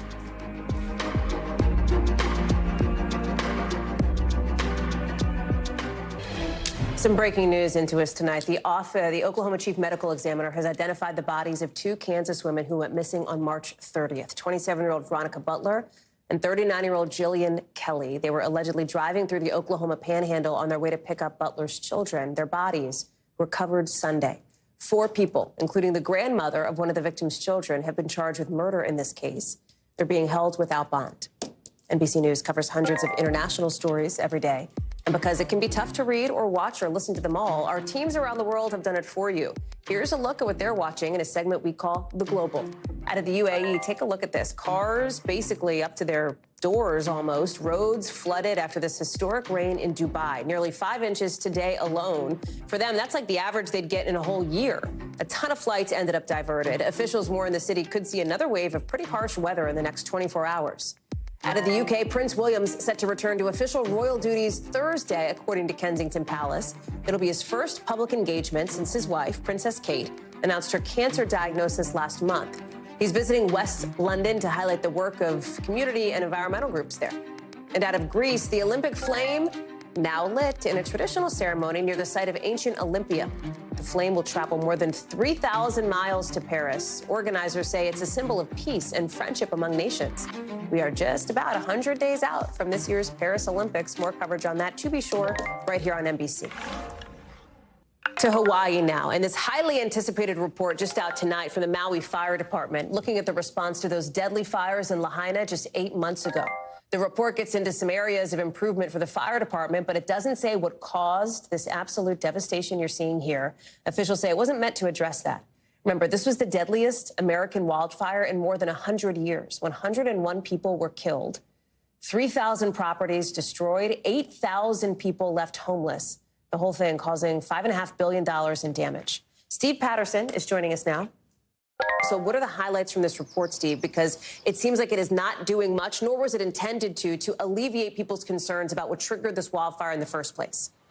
Yeah, Hallie, this is one of those unfortunate situations where the headline of this report is what it doesn't say rather than what it does say. Look, people are looking for essentially 3 questions, which is why did this happen? What caused this to happen? And who is to blame for this fire?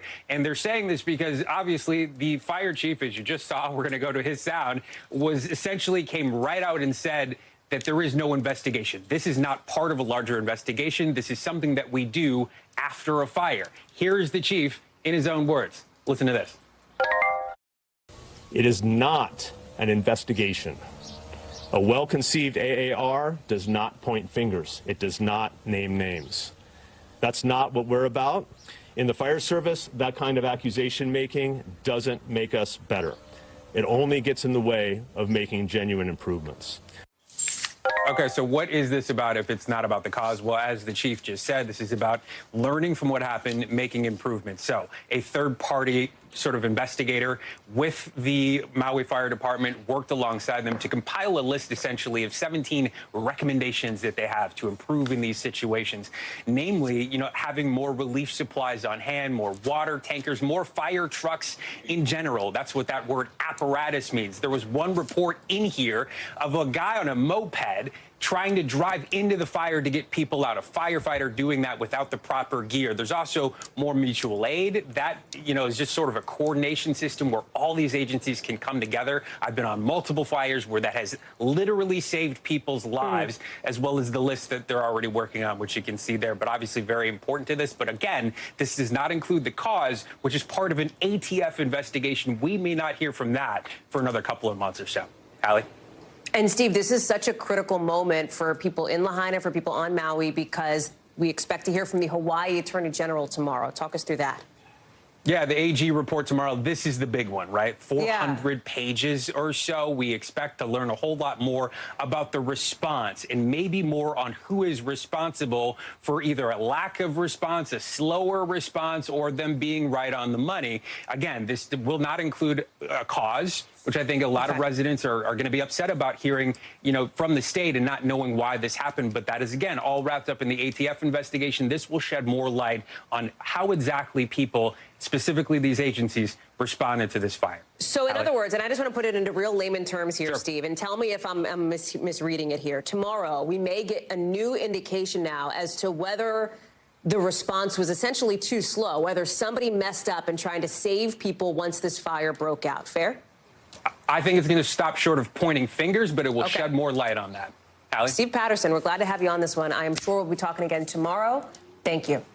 New calls tonight now from the supplement industry for tougher safety guidelines on melatonin because of the risk to kids. They want packaging that's harder for kids to open, and they want better warning labels, basically better language for those labels. It's a big deal, right? Because the melatonin's like a $2 billion plus industry, supplements generally. It's not regulated by the FDA. And we've been talking about these alarm bells over melatonin quite a bit here.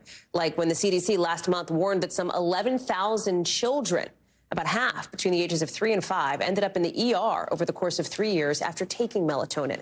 You see Dr. Kavita Patel, who is joining us now. Okay, so it is the supplement industry that wants these new, tougher guidelines. Does that actually have teeth? It does have teeth, and we've seen examples of this before. And when you've got, look, a 530% increase to poison centers, calls to poison centers about melatonin in youth, 420% increase in emergency room visits over about a decade. I mean, those are real numbers, and these are real lives at stake. So a voluntary effort like this has been done in the food industry with allergies. It's been done by the automotive industry with cars.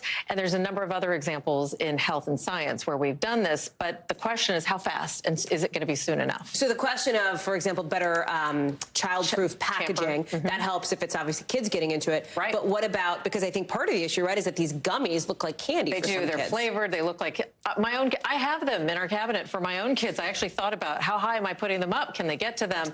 This is why we get this kind of numbers of poison control and try to make sure that parents have access to this. So I think you're getting at the labeling also. Yes, that was the other question. We don't know. We know that from a study done in the Journal of the American Medical Association that about 88% of the labels that are out there are wrong for the amount of melatonin that's in there. Some even including... That's scary. It is scary. Some even including CBD. So things that should not be in there are in there. And that's because, again, this isn't regulated. Can it get better if there is this voluntary push for people to kind of self-regulate? It can, but Hallie, it's also speaking to how many of us are trying to find aid for our kids to sleep. So that was my other question, right? Because I will tell you, like in the parent chats, melatonin comes up, man. I mean, you Mine know. too. Yeah, yes. yeah. Doctor chats, it does too. So a couple of rules of thumb. definitely talk to a health professional. Absolutely go low and go slow, especially with melatonin. And remember, melatonin isn't this like diet supplement, even though that's kind of what it sounds like. It's a natural hormone. When I tell parents it's a hormone that your body normally makes, they go, wait a minute. So I'm giving my kids hormones. And I said, this is something we naturally make, but it is a hormone. So think about it and do the other things. Routine, getting rid of screens an hour before bedtime, and trying to think of other habits so that you don't necessarily depend on just the melatonin. But if you need it, and by the way, for some kids with ADHD or neurodevelopmental disorders, this can be really important and helpful. Super important. Dr. Kavita Patel, we're glad to have you walking us through that. Really interesting. Thank you. Up next, why one college is pulling the plug on its valedictorian's graduation speech. That is now making national news. We'll explain in just a sec.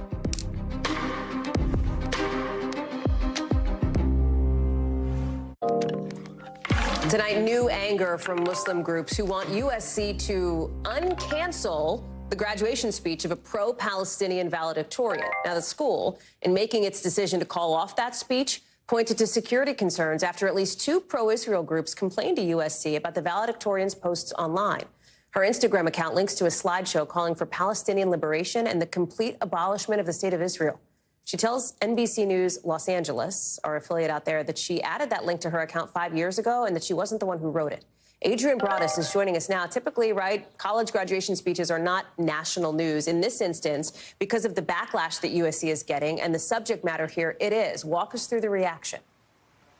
Lots of reaction tonight, Hallie. Everything from anger to disappointment, including from the valedictorian who is questioning whether or not the university's decision was, quote, made solely on the basis of safety. And she lays out some reasons why. One, saying she's not aware of any threats against her or the university. She also said she asked for details about the university's threat assessment, and those requests have been denied. And she said there's no increased protection for her. On your screen right now is more of what she said in part. She writes, she's disappointed. Anti-Muslim and anti-Palestinian voices have subjected me to a campaign of racist hatred because of my uncompromising belief in human rights for all. She says, I am both shocked by this decision and profoundly disappointed. The university also responding, writing this statement. We want to read some of it from you, saying in part, to be clear, this decision has nothing to do with the freedom of speech. There is no free speech entitlement to speak at a commencement. The issue here is how best to maintain campus security and safety, period. So a lot of folks weighing in, students on campus saying they too wonder about this decision, citing they've had world leaders and former presidents on their campus before. Hallie? Adrian Broadus, thank you very much. Tomorrow, the spotlight will shift to a different school, another prestigious university where the president of Colombia is set to face questions from lawmakers after the school became one of the epicenters for protests stemming from Hamas's attack on Israel on October 7th. Maura Barrett has tonight's original. In a new essay published in the Wall Street Journal, Columbia University's president, Manoush Shafiq, talks about the challenges of drawing the line between what speech is and isn't allowed on campus and how enormously difficult it can be. But that the current resurgence of anti-Semitism on university campuses is intolerable regardless. Sounds a little familiar, right? The presidents of the University of Pennsylvania, Harvard, and MIT tried to walk the same line just 4 months ago in an explosive hearing by the same House committee that Shafiq will be facing. And Dr. Gay, at Harvard, does calling for the genocide of Jews violate Harvard's rules of bullying and harassment, yes or no? It can be, depending on the context. The number 4 Republican in the House, Congresswoman Elise Stefanik, going viral after her questions brought out some of the most damaging testimony. If the speech becomes conduct, it can be harassment, yes. Conduct meaning committing the act of genocide? The speech is not harassment? Within weeks, leaders of both Harvard and UPenn quit after their answers drew intense backlash from politicians, alumni, and donors. The chairwoman for the House Education and Workforce Committee, which is holding the hearing, wrote in a statement back in March that some of the worst cases of anti-Semitic assaults, harassment, and vandalism on campus have happened on the grounds of Columbia University. Trying to address it all, Columbia created a new policy for safe demonstrations, adding a designated space for protests. The The university also says it's taken disciplinary action against students in connection with campus events since October 7th. But some say that isn't enough. The Anti-Defamation League giving Columbia a D grade for its efforts in a recent report card. Shai Davidai is an Israeli business professor at Columbia who's been actively speaking out about what he says is Columbia's failure to address anti-Semitism on campus and is critical of Shafiq. She knows what's happening. She's done nothing. Shafiq says she hopes to find common ground for solutions to anti-Semitism, not just to make college campuses safer, but for the sake of democracy. Maura is joining us now. Maura, one of the differences between this hearing coming up and the one that you talked about with other university presidents months ago is that the president of Columbia has had months to prepare here, right? Do we expect that to have an impact? I would think that it would, considering that she has been able to look at what already went down with her colleagues, if you will, months ago. Exactly. Dr. Shafiq definitely has a leg up. In fact, she's already been able to put on the record an answer to a question that tripped up so many of the university presidents, the question around whether a call for genocide of Jews breaks university policies. And the Columbia's website now does say that any call of the sort is abhorrent and inconsistent with our values and against our rules. A Columbia spokesperson also released a statement saying that they're committed to combating anti-Semitism, and we welcome the opportunity to discuss our work to protect and support Jewish students and keep our community safe. And so that's probably what we're going to hear more of from Shafiq tomorrow. We also have that essay that she published as kind of a sneak preview as well, Hallie. Maura Barrett, thank you very much for that. We'll be watching for more tomorrow. Thanks. Still to come here on the show, more trouble for one of the big names in tickets. We'll tell you why Live Nation could be facing some more heat and what it could mean for you.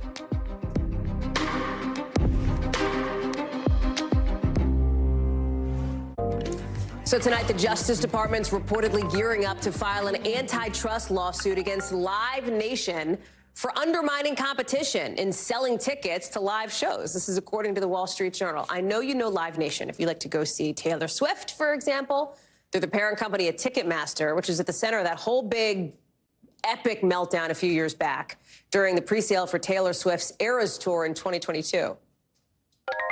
I'm really disappointed. The biggest disaster I've ever seen on Ticketmaster. I'm not getting tickets. I just really wanted to see Taylor. It's honest. It's not funny. It's sad. It's sad that these people were very upset as millions of people waited online for hours. You know, they walked away with nothing. Ticketmaster ended up canceling the general sale because of what they called unprecedented demand. Now, fans who did get their hands on tickets, in some instances, paid hundreds or thousands of dollars. Brian Chung is joining us now. So, sad Swift fans, fast forward like 18 months. What do we know about what the DOJ is reportedly accusing Ticketmaster of doing? Yeah, well, it sounds like the government doesn't want those tiers to go for naught. And this is coming from the Wall Street Journal that they're reporting that they could, as soon as next month, lodge a lawsuit against Live Nation and Ticketmaster for using its massive scale within the ticketing industry to essentially box out the competition. So let's take a look at the stats, because it is indeed a gargantuan company in the space. And when you take a look at just how prevalent they are, 200 major concert venues in the United States that they own, they sell 70% of tickets for major venues, and they process about $500 million in ticket sales in 30 countries. So it's even outside of the United States that they have this massive scale. Now, what the company has said in the past, because this is not the first time they've faced this criticism, is, well, it's not us that really determines the pricing of these tickets. So when you look at, for example, hundreds or thousands of dollars that the Taylor Swift tickets were going for, they're saying, well, it's the promoters, it's not the promoters that said it, it's the artists that said it. And the fees, by the way, they add, don't come from the artists or even them, they come from the venue. So they're saying it's not really up to us, but again, the government might be trying to draw a through line to say, well, if you're this massive player in the space, how do we know that consumers are getting the best experience and the most fair pricing? That's what they're likely going to try to set in this lawsuit. So here's what I think the biggest question for people is, right? If I want to go and buy a ticket now through Ticketmaster to a show, what might this lawsuit mean for my experience trying to do that? Yeah, well, and the idea is that if there's more competition in the space, maybe that lowers the pricing. But there are already some tangible ways in which it might already be changing now. That's because the FTC at the end of last year, under the Biden administration, tried to reform junk fees, and they took aim at the ticketing industry as well. They want these types of companies to be more transparent about the all-in price for those fees. When you click through the checkout, it's sometimes a little bit unclear, and at the end, you're like, wait, why another $30, $40 for this ticket price? Well, they're hoping to put that transparency in place through a proposed rule that was launched last year. Yeah, that one hurts. When you budgeted it, you get to the checkout page and you're like, whoa. Brian Chung, thank you very much. Lots to watch on that front for folks who like to go see the live shows. Appreciate it. That does it for us for this hour. We've got more coverage picking up right now. Thanks for watching. Stay updated about breaking news and top stories on the NBC News app or follow us on social media.